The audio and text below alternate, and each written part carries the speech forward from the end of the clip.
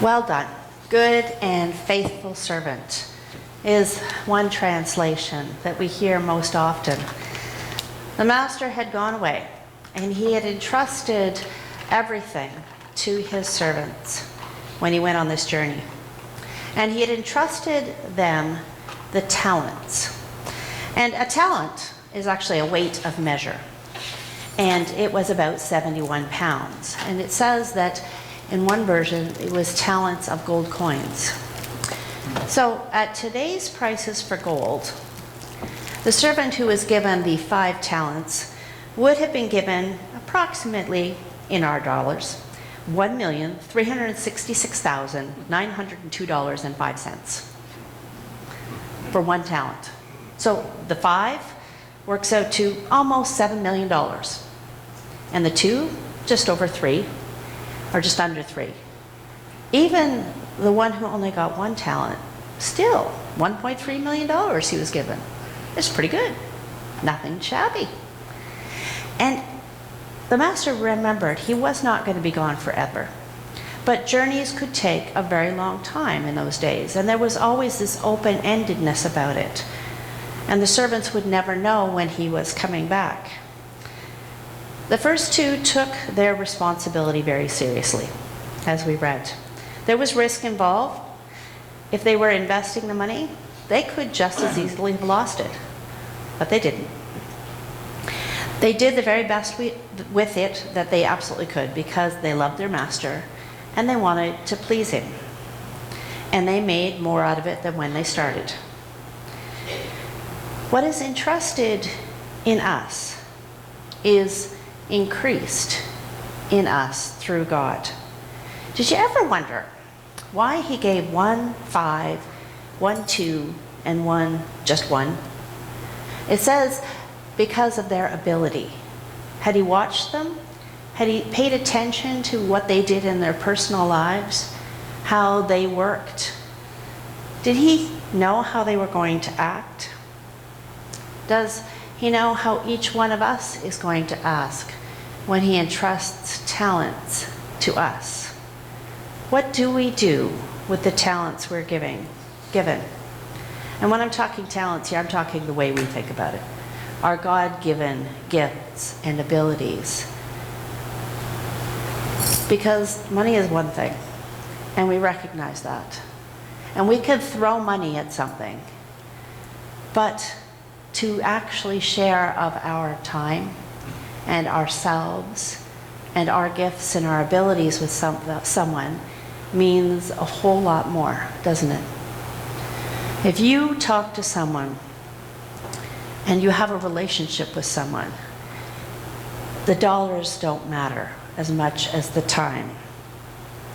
If you talk to anyone who has ever lost someone they love, and you were to say to them, if you could have just a few more moments with that person, how much money would you give? A lot, right? It ceases to become as meaningful. So, talents. What do you do with the gifts God gives you? Some people are given many talents. In the entertainment industry, they have something that's called the triple threat. Someone who can sing, dance, and act. And usually if you're in the entertainment business, you're also pretty good looking. Hardly seems fair they get all of it, right? Spread it a little bit around. Some of us, most of us, are given what we would consider an average number of talents. And some of us think that maybe we are only given 1, and it's not even a very good one. But you know what? If you talk to the people in your lives, a good friend, and ask them, what is my talent? You would probably be very surprised at what they say in return. Because something about you makes you invaluable to them. What are your talents? What are your gifts? Do you use them wisely? Do you use them willingly? Because if you're not using them wisely and willingly, why not? If you're not using the talents you have in your everyday life, then you are burying it in the ground just as surely as that third servant did. Are you using your God-given abilities in service to God? And I'm not talking about just here, in this place. Although we do have many talented people doing a great many things. We have those who can sing and play. We have those who can teach. We have those who take care of the grounds. We have those who are stewards of our finances. And they are using their God-given abilities in God's service here at St. Giles. And we have amazing ministry teams. And on these teams are people who feel that that is where their gifts lie, in mission or outreach or Christian education and many more. And we have almost got our Shepherding Elders program off the ground. And Shepherding Elders are those people who are given the gifts of compassion and listening and visiting and using their gifts to go out and keep track and connect with all of you out there. And I think that most of those shepherding elders would tell you, some have been doing it for a while, that they are truly blessed themselves in this ministry. But what about outside of this place? What about the rest of your life? There's a great book that I have in my office. It's called The Other 6 Days.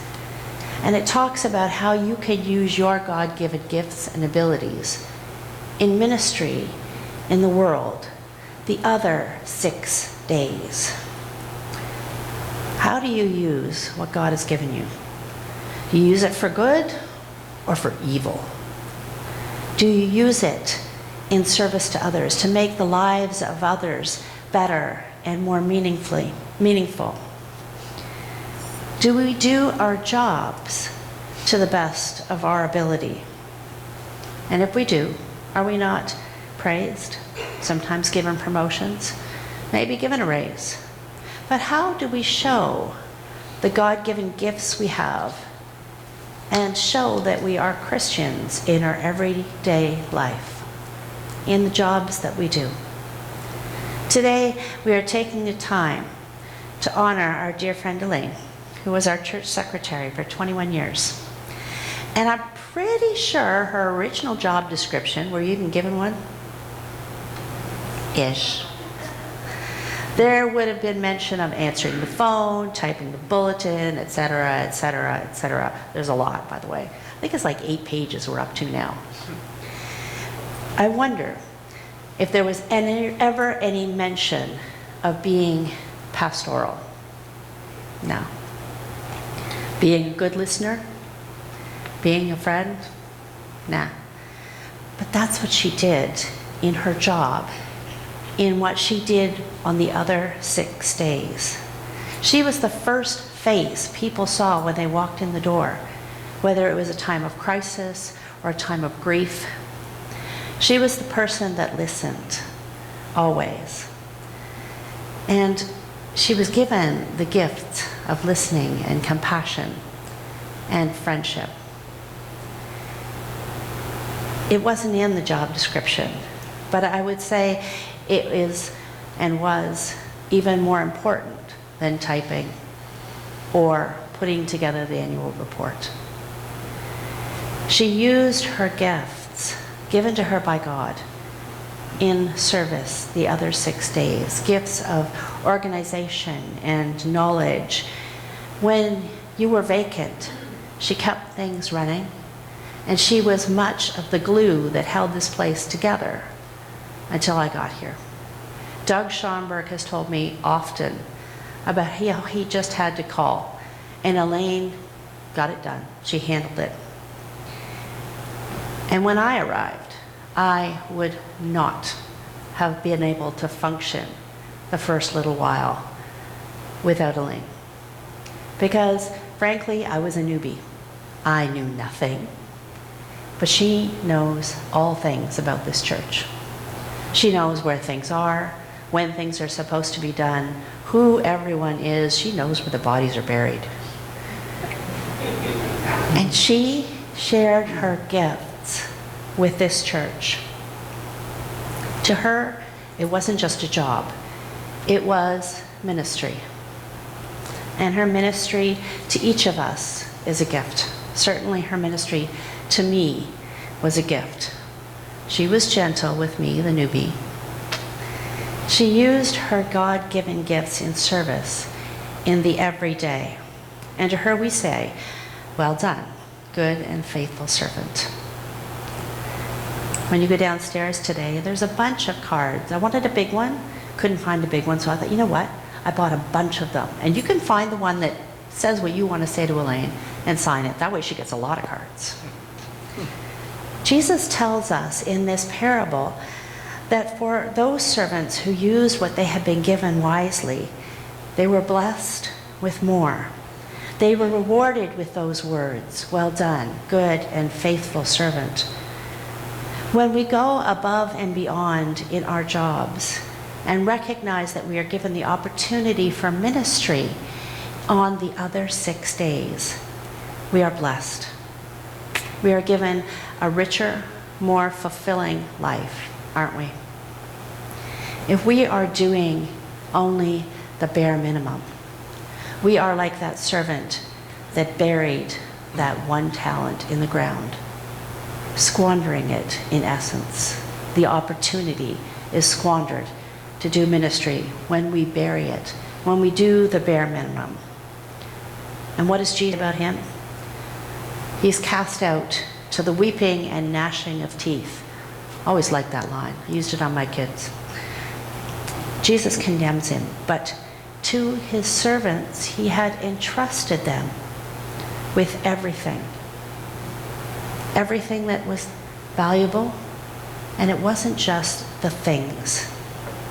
And we are to take our gifts that we are given very seriously, to use them, to increase them, to multiply them, certainly not to bury them, not to hide them, not to squander them, but to take risks for him, for Christ.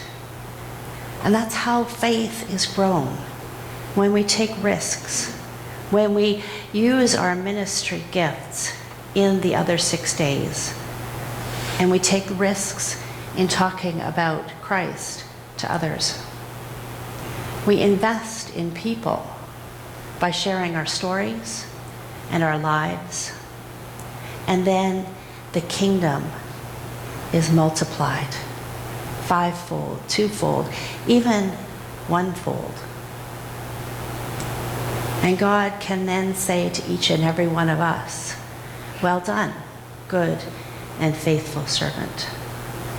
As you leave this place this day, remember the other 6 days is when you do ministry. The other 6 days is when you have the opportunity to share what God has given you. The gifts, the joys, the excitement. Share them. Good and faithful servants. Amen.